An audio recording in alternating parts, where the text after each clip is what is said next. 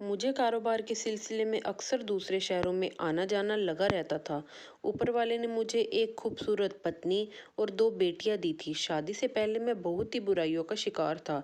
बहुत कोशिश के बाद भी मैं बुराइयों से अपना पीछा ना छुड़ा सका। जबकि मेरी शादी की बात चली तो मैंने दिल में ठान लिया कि मैं अपनी पत्नी के होते हुए इधर उधर मुंह नहीं मारूंगा और अपने गुनाहों से तौबा कर लूंगा।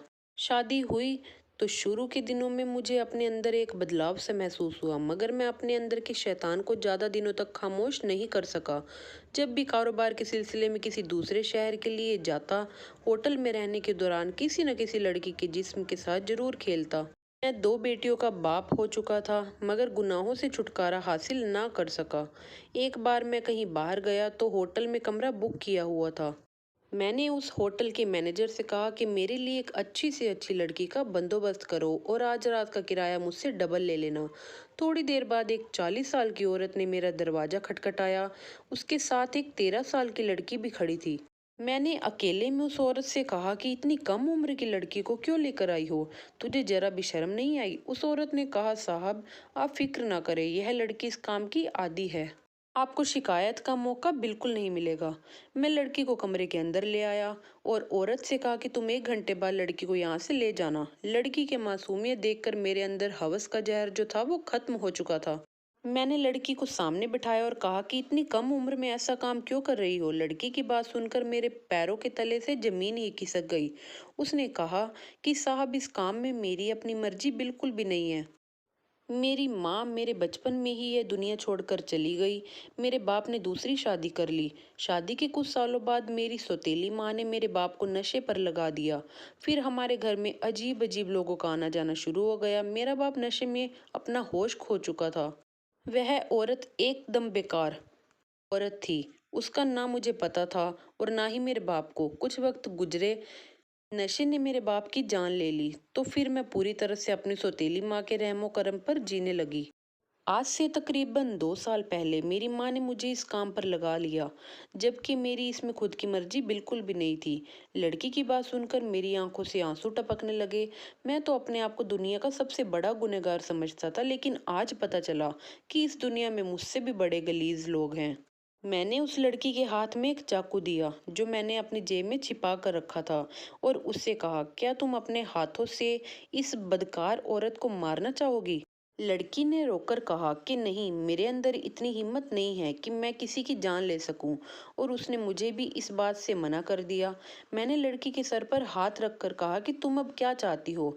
उसने कहा, भाई मैं अब इस जहन्नुम से निकलना चाहती हूँ। मैंने उससे कहा कि मैं तुझे इस जगह से निकाल लूंगा। औरत के आने से पहले ही मैं उस लड़की को होटल से लेकर रवाना हो गया। मैं उसे अपने एक दोस्त के पास ले गया, जहाँ यतीम और बेसहारा लड़कियों को शिक्षा और उनका पालन पोषण किया जाता है। मेरा यह दोस्त पिछले 30 साल से यह अनाथ आश्रम चला रहा था। इसकी अपनी कोई औलाद न थी और वह अक्सर यह बात कहा करता था कि मैं इस अनाथ आश्रम में 300 बेटियों का बाप हूँ। आलिया, तुम इस अनाथ आश्रम में अपनी शिक्षा जारी रखना। और अपनी मेहनत के बदौलत उसका मेडिकल यूनिवर्सिटी में एडमिशन हो गया। आज वह एक बड़े अस्पताल में सर्जन है और बखूबी अपनी ड्यूटी अच्छे से सरअंजाम दे रही है। शायद इसी नेकी की वजह से मुझे उस गुनाह से नफरत होनी शुरू हो गई। मेरे दिल में यह बात घर कर गई कि जो लड़की जिस्म फरोशी के नापाक धंधे में कदम रखती है, तो वह किसी न किसी मजबूरी की वजह से ये ऐसा करती है। लेकिन मैं कितना गलीज इंसान था कि उन्हीं मजबूरी और लाचार लड़कियों का जिस्म नोचता रहा। फिर मैंने सच्चे दिल से उस गुनाह से तौबा कर ली और अपनी पत्नी से भी माफ़ी मांगी कि मैं तेरा मुजरिम हूँ। पत्नी मुझे छोड़कर मायके चली गई थी और तकरीबन 6 महीने तक मुझसे दूर रही और मेरे बच्चों को भी मुझसे दूर रखा। पत्नी और बच्चों की जुदाई को मैंने अपनी सजा समझी और खुदा से अपने बीवी बच्चे दोबारा मांगता रहा। ऊपर वाले ने मेरी पत्नी के दिल को नरम कर दिया। उसने मुझे माफ़ कर दिया और 6 महीने बाद फ़ोन किया कि मुझे यहाँ से ले चलो। पत्नी के घर आने के बाद मैंने ऊपर वाले का शुक्र अदा किया कि मैंने अपनी पत्नी को आलिया के बारे में बताया।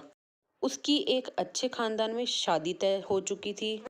मैंने एक भाई होने के नाते आलिया को अपने घर के रुखसत किया। शादी के काफी दिनों के बाद मुझे आलिया की एक कॉल आई और उसने मुझे बताया कि उसकी सौतेली माँ की लाश अस्पताल में है।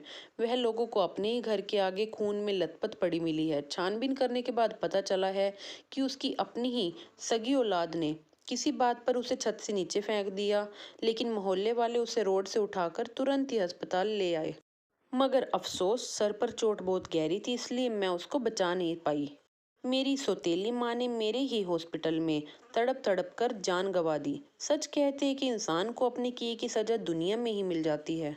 क्यों दोस्तों, सही कहा ना मैंने? आपकी क्या राय है इस कहानी के बारे में? कमेंट सेक्शन में कमेंट करके जरूर बताइएगा। साथ ही साथ वीडियो को लाइक करके हमारे चैनल को जरूर सब्सक्राइब कर दीजिएगा और साथ में घंटी को दबाकर ऑल पर सेट कर लीजिएगा ताकि आने वाली वीडियोस आपको तुरंत मिले। तब तक के लिए मैं चलती हूँ, मिलते हैं अगली वीडियोस में। तब तक के लिए धन्यवाद।